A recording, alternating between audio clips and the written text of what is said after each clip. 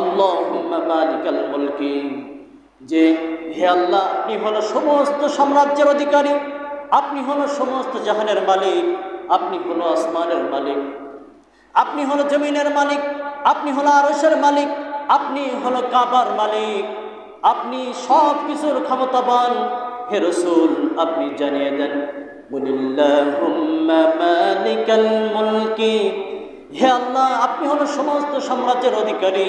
ওই কিয়ামতের ময়দান যেদিন কায়েম হয়ে যাবে, ওই কিয়ামতের ময়দানে একমাত্র আপনি হলো সব থেকে বড় সম্রাট, আপনি হলো সব থেকে বড় বাদশাহ, আপনি হলো সকল দুনিয়ার ভিতরে বাদশার বাদশাহ হলো আপনি।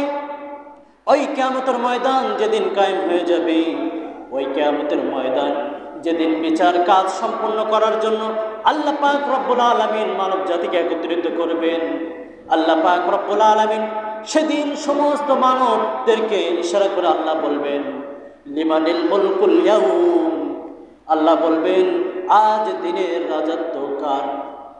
আল্লাহ বলবেন এই দিনের রাজত্ব কার। তোমরা বলো দুনিয়ার ভিতরে তোমরা যত বড় বাদশা ছিলে, যত বড় মন্ত্রী মিনিস্টার ছিলে, তোমরা বলো এই দিনের রাজত্ব কার।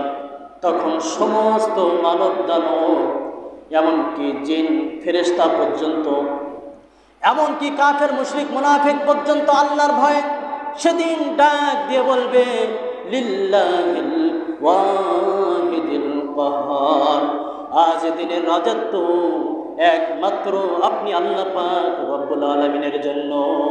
সকলে বলি সুবহানাল্লাহ। সেই দিনের রাজত্ব চলবে আল্লাহর, দুনিয়ার রাজত্ব একমাত্র আল্লাহর। আপনি আমি যারা ক্ষমতা নিয়ে কাড়াকাড়ি করছি, এটা হলো সামান্য কিছু দিনের জন্য, কথা ঠিক কিনা? কিন্তু আল্লাহ হলে এমন ক্ষমতাবান, আল্লাহ হলো এমন বাদশার বাদশাহ, যার ক্ষমতা কেড়ে নেওয়া দুনিয়ায় কারোর কোনো ক্ষমতা নেই, কথা ঠিক কিনা? তিনি এমন একজন বাদশাহ, তিনি এমন একজন প্রতাপশালী বাদশাহ।